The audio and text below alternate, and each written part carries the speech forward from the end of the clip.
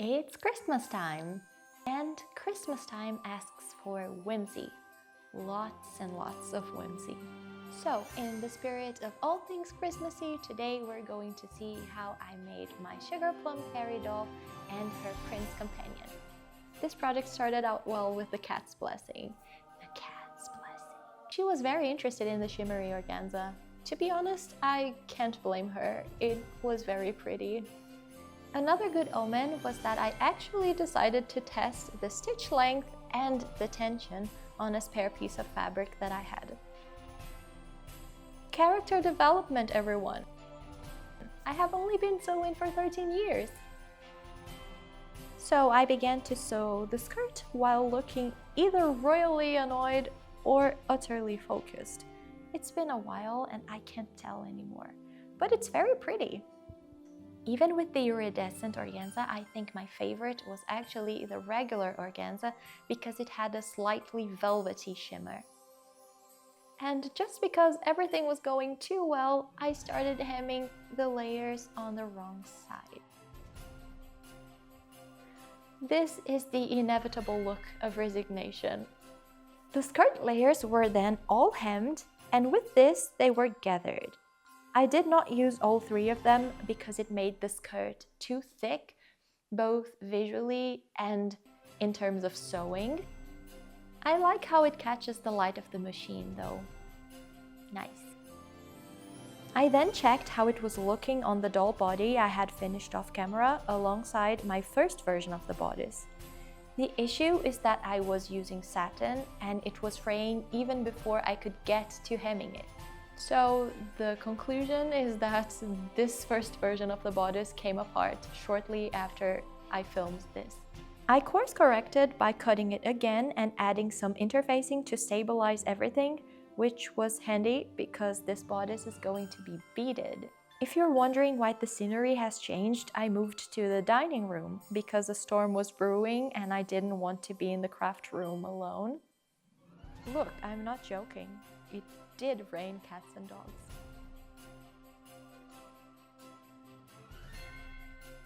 I added an overlay of organza to the center of the bodice, which was going to be the main point of interest of my design, and then sewed ruffled organza to the edges.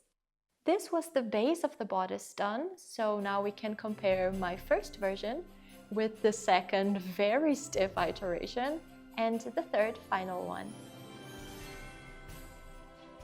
So everything is really just kind of too purple. If there is such a thing as too much purple, that is, which I kind of doubt.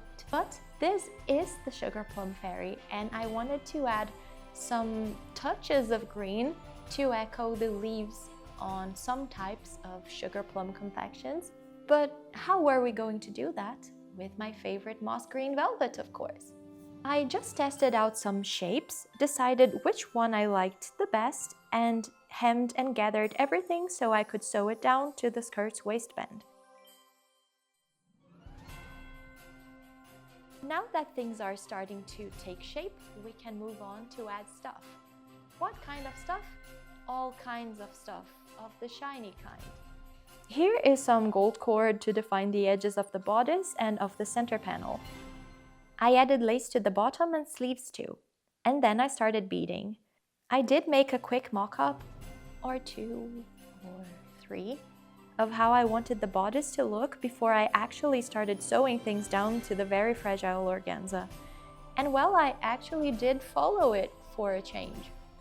Did I add more? Of course, but that was expected, how could I not? The very name Sugar Plum Fairy already evokes a storm of glitteriness in my mind, and I wanted some of the beading to emulate the look of the sugar on the confection. And I also wanted to keep a sort of royal look for the bodice. I then made a pattern for the stockings, sewed them and turned them right side out, finally putting them on the doll. Here she is, happy with her new stockings. Because I really wanted to do the hair, I started painting the head and face so it would be finished and varnished to receive the hair. I used purples and pinks for the face, using pastels and watercolor pencils. I did not bother with overlaying the pencils with gouache or other types of paint because I didn't feel it made a noticeable difference with my last dolls. Maybe with another type of clay it would. I really like how there is an iridescence to the rhinestones I used for the eyes and how they shift color. I made sure the colors I used went well with them as well as with the bodice. I also made some clay plums and poked a needle through the middle so I could sew them onto the doll's hair. I painted them purple and made them shimmery with some highlighter I had lying around.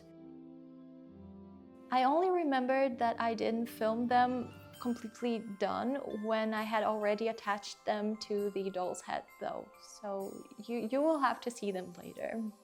I also made some arm ruffles, just some organza and gold cord.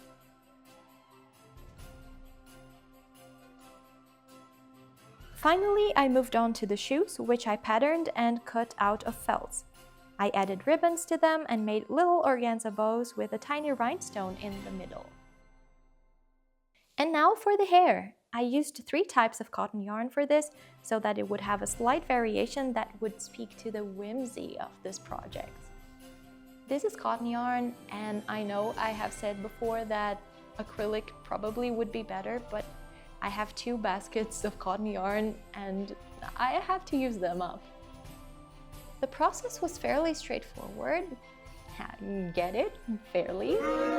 But this time I made the wefts by sewing instead of gluing, which was so much smoother. Thank you, cotton yarn.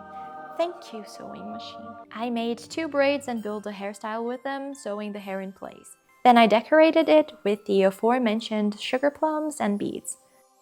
So now it's time to see how we made her companion. My husband made the base of the prince/soldier using a lathe. It was his first piece, just intended as a test, but it came out so well that we decided to try to paint it and decorate it to gauge how the finished product would be. He had sanded it on the lathe and I used the sander to fix some of the rougher edges. I would have needed some smaller tools to get to the crevices, but we're learning. We didn't have a lathe small enough to make the arms, so I took some twigs that I was going to burn in the wood stove and decided to give them a more dignified purpose. The hands I made out of epoxy and the epaulettes out of air dry clay. I used shellac to prime the wood for painting with the world's gunkiest paintbrush, then used spray paint on some strategic points. With a brush, I painted the face and body with acrylics and then sketched out the face with watercolor pencils.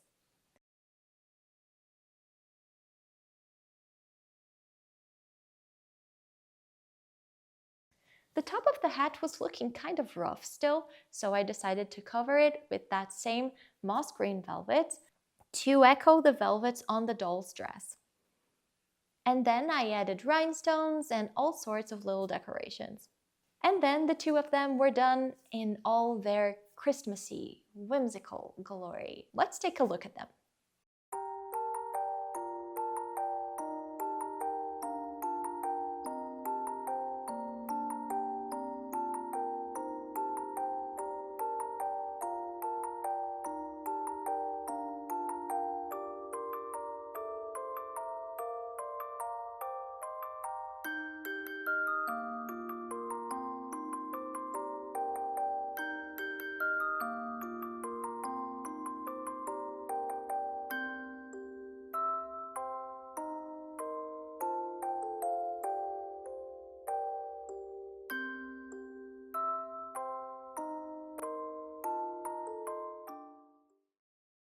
So these are my Sugar Plum Fairy and her companion, the Prince. I am very happy with the doll. I think she encapsulates, even if just a little bit, that feeling of childhood wonder when you open a toy that makes your eyes shine with sheer magic.